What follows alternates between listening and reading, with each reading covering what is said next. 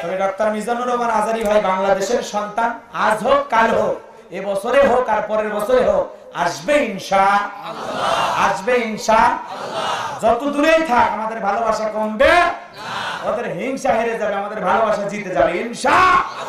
ভালোবাসা যেন অটুট থাকে। কথা বলেন নাকি? কি সুন্দর কথা বলেন, কি স্মার্ট চেহারা, মাশাআল্লাহ। এত সুন্দর কথা, শিক্ষিত জ্ঞানী গুণী মানুষ সবাই তার কথা পাগল। এদেশের এমন কোন ব্যক্তি নাই তার ওয়াজ শোনে না। কি সুন্দর, কি স্মার্ট ভাষা, এত মানে সুন্দর ভাষা দিয়ে মানুষকে বুঝান। যেমন আরবি বলতে পারেন, তেমন ইংরেজি বলতে পারেন, আর ভাষার শব্দ চয়ন এত সুন্দর, আলহামদুলিল্লাহ বলেন। ওই আজারিক দেখে অনেকে জ্বলে, কথা বলেন না? জ্বলার কারণে এই অবস্থা। ভাই তো দোয়া করেন আল্লাহ যেন বিপদ আপদ বালা মুসিবত সব কিছু পিছনে ফেলে আবারও ভাইকে কোরআনের ময়দানে উন্মুক্ত পরিবেশে, আমার বিশ্বাস আগে হয়েছে 10-12 লাখ, এখন যদি বাংলাদেশে একটা মাহফিল হয় বলা যায় না 1 কোটি লোক হতে পারে। যেহেতু করোনাকালীন সময় সামাজিক দূরত্ব বজায় রাখা লাগবে, এখানে আপাতত দরকার নেই, আপাতত দরকার নেই। করোনা চলে যাক, ভ্যাকসিন আসুক দেশে, তারপরে দেখা যাবে ইনশাআল্লাহ। কারণ ওনার লোক বেশি হবে, দিবে না অনুমতি। কঠিন একটা অবস্থা, কথা ঠিক। আমাদের ছোট বক্তা তাই অনুমতি নাই। ছোট বক্তা সাদুল্লাহপুরে আমার নিজের এলাকা, ওখানে অনুমতি নাই। ওসি সাহেবের কাছে গেছে, বলছে কে? বললাম হায় হায় হায়, কয়েক ওই যে ফেব্রুয়ারি মাসে দিনের বেলা ওয়াজ করছে, আমি নিজে ওই দিক দিয়ে গেছি, কমপক্ষে 30,000 মানুষ আসছে। যেহেতু সাদুল্লাহপুর থেকে গাইবান্ধায় প্রথম করোনা ভাইরাস ধরা পড়ছে, কোন মতে গোলাম রব্বানী হুজুরকে ভাইরাস ভালো না হওয়া পর্যন্ত অনুমতি দেওয়া যাবে না।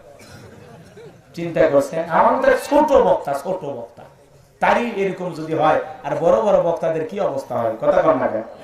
রাগ করেছেন মনে হয়? আমার ভাইয়ের আপনারা কথা বাড়াইছেন, আমার কিন্তু কোনো দোষ নাই। বলেন হুজুর নিজেদের গল্প এতক্ষণ করলেন, দোষ কি আমার? আপনারা আওয়াজ বাড়াইতেছেন, ওই জন্য একটু বললাম। তাহলে আজারি ভাইকে ভালোবাসেন তো ইনশাআল্লাহ? এদেশে যে কোনো অঙ্গনে যে কোনো ওলামা ইকরাম যারাই হকের পক্ষে কথা বলে, কোরআন সুন্নাহ প্রতিষ্ঠিত করার পক্ষে কথা বলে, যারাই দ্বীন প্রচার করে, তাদের প্রতি আমাদের ভালোবাসা আছে না? সেটা যে কোনো অঙ্গনের হতে পারে, কওমি হোক, আলিয়া হোক, সুন্নি হোক, যে কোনো তরিকার হতে পারে। যে হকের পক্ষে আছে আমরা তাদের সাথে আছি ইনশাআল্লাহ, ইনশাআল্লাহ। বাজান রাগ করেন না, কথায় কথা বেড়ে যায়, অনেক কথা বলছি বাজান। ফিরআউন এইবার বাদশার সাথে পরামর্শ করলো। বাদশা দিকে বলে, বাবা তোমার পরামর্শ বুঝতে পারলাম, তোমার চাইতে আসলে ভালো মানুষ নাই।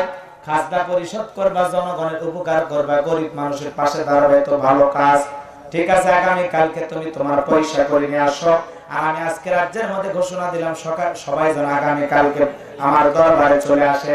হাজার হাজার মানুষ ঘোষণা পাওয়ার পর রাত দরবারে চলে আসলেন, আর বাদশা ঘোষণা দিলেন, শোনো তোমাদের খাজনা পরিশোধ করবে তোমাদের গোরস্থানের দারোয়ান, গরিব দুঃখীদের সেবা করবে, টাকা পয়সা দান করবে গোরস্থানের দারোয়ান।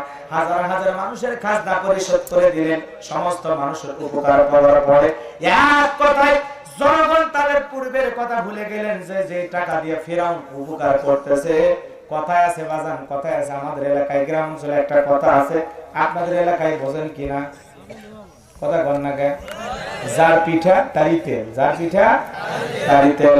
মাজান আমার জনগণের যে টাকাতে উপকার করলেন, আপনারা পিছনের কথা চিন্তা করে দেখেন তো, ওই টাকা দিয়েছে কি? জনগণের কাছ থেকে কিন্তু ঘুষ নিয়েছে। আবার সুযোগ বুঝা জনগণের সামনে এসে ভালো সাইজা দিতেছে, আর বোকা জনগণ পূর্বের কথা ভুলে যায়, বর্তমানকে বিশ্বাস করে বলতেছে, আর এই ব্যক্তির চাইতে ভালো লোক আর হতে পারে না। গোরস্থানের দারোয়ান এই রাজ্যের বাদশা না হইয়া গোরস্থানের ছেলেটা যদি আমাদের বাদশা হইতো, না জানি আমাদের কপাল খুলে যেত। হাজার হাজার মানুষ যখন স্লোগান তুললো, এই ছেলেটা ভালো ভালো, ওই দেশের মন্ত্রী যে ছিল মারা গেল, নির্বাচন শুরু হয়ে গেল। আগে তো জনসেবামূলক কাজ করেছে, আগে তো জনগণের সামনে মায়া কান্নার অভিনয় করেছে। বাজার আমার তখন এক চান্সে জনগণ নির্বাচিত করলো গোরস্থানের দারোয়ান ফিরআউনকে। এইবার ওই দেশের বাদশা যিনি ছিলেন, বার্ধক্যজনিত কারণে অল্প সময়ের ব্যবধানে বাদশা মারা গেল। ফিরাউন তখন ওই দেশের নেতা খেতা সবাইকে ডেকে বলে, শোনো, বাদশা মারা গেছে, বাদশা ছাড়া তোরা দেশ চলে না, তোমরাই বলো এই দেশটা পরিচালনা করবে কে? সমস্ত জনগণ ডেকে বলে, আপনার চাইতে ভালো মানুষ আর হতে পারে না, আপনি মিশরের বাদশা হয়ে যান, আর যাকে তাকে প্রধানমন্ত্রী বানান, আমার তাতে কোনো আপত্তি নাই। তখন মিশরের বাদশা হয়ে গেল কাবুল নামের ফিরাউন। এইবার হামানকে ডেকে বলে, হামান তোর কপাল খুলে গেছে, তুই হবে আমার ডান হাত, আর আমি দুইজন মিলে এই রাষ্ট্র পরিচালনা করব। দুইজন মিলে রাষ্ট্র পরিচালনা শুরু করলো।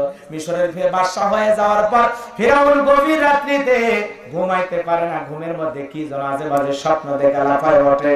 তখন আজে বাজে স্বপ্ন দেখে যখন নেতার চোখে ঘুম নাই, নেতা ক্ষমতা পাইছে ঠিকই, কিন্তু রাতে ঘুমাইতে পারে না।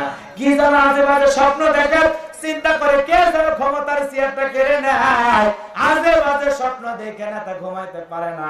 এইবার পরের দিন সকালবেলা তার রাজ দরবারে জ্যোতিষী ছিল 400 জ্যোতিষী। জ্যোতিষীদের লিডার নাম হলো দবিরা, বয়স 320 বছর। দবিরাকে দেখল, দবিরা আমি রাতের বেলায় কেন জানি আবল তাবল স্বপ্ন দেখে ঘুমাইতে পারি না, আমার ভাগ্য গবেষণা করে দেখো আমি কেন আমার এই অবস্থা হয়েছে। দবিরা ভাগ্য গবেষণা করে সংক্ষিপ্ত সময় বলে দিয়ে যায় বাজান। দবিরা ভাগ্য গবেষণা করে বলে, নেতা, যদি আপনি ছিলেন তরমুজের ক্ষেতের লেবার, সেখানে থেকে গোরস্থানের দারোয়ান, এরপর মিশরের মন্ত্রী, তারপর প্রধানমন্ত্রী, বর্তমান রানিং বাদশা, কিন্তু যদিও আপনি আঙ্গুর ফুলে কলার গাছ, কিন্তু আপনার ভবিষ্যৎ জীবন বড় অন্ধকার। আগামী 3 মাসের মধ্যে বনি ইসরাইল সম্প্রদায়ের মধ্যে মুসা নামের একটা ছেলে জন্মগ্রহণ করবে। ওই মুসার কারণে আপনার রাজত্ব থাকবে না, ক্ষমতা থাকবে না, এমন কি নেতা আপনার জীবন যাওয়ার সম্ভাবনাও আছে। এই কথা শোনার পরে বলেন তো ফিরাউনের মাথা ঠান্ডা না গরম? খালি কি গরম, এত কাজ করে পুরাইয়া এত কষ্ট করে ক্ষমতার চেয়ারে বসেলাম, আর কোথাকার একটা পিচ্চি ছেলে মুসা জন্মগ্রহণ করবে, ওর কারণে রাজত্ব ক্ষমতা থাকবে না, তা তো মানা যাবে না। এটা হামানের দিকে আয়, হামানের মাথায় কোনো চুল ছিল না, সাথে মান নাই, বাম্পার লোট পুরো মাথা ছিল ভারতের দমদমিয়ার পর। কথা কোন দেখে বাজার, আর মাথায় কোনো চুল ছিল না। হামানকে ডেকে বলে ফিরাউন, এইবারে হামান এই দিকে সর। হামান ডেকে বলে, নেতা চিল্লাও কা? বলে, চিল্লাবো না, এত কষ্ট করে দূর দেশ থেকে এসে ক্ষমতার মালিক হইলাম, কিন্তু মুসা নামের একটা ছেলে জন্মগ্রহণ করবে, ওর কারণে রাজত্ব ক্ষমতা কিছুই থাকবে না, তা তো মানা যায় না। বলে, কি করতে চান? বলে, টেনশন নেবেন না নেতা, মাইট ইজ রাইট, জুলজার মুল্লুক তার, ক্ষমতা এখন আমাদের, রাজত্ব এখন আমাদের, এই রাজ্যে আমরা যা করবো তাই হবে। এইবার ফিরাউন ডেকে বলে, হামান কি করতে চাই? বলে, শোনেন, যত ছেলে সন্তান জন্মগ্রহণ করবে, জন্মাইতে দেরি হবে, আমরা জবাই করে দুনিয়া থেকে বিদায় করতে দেরি করব না।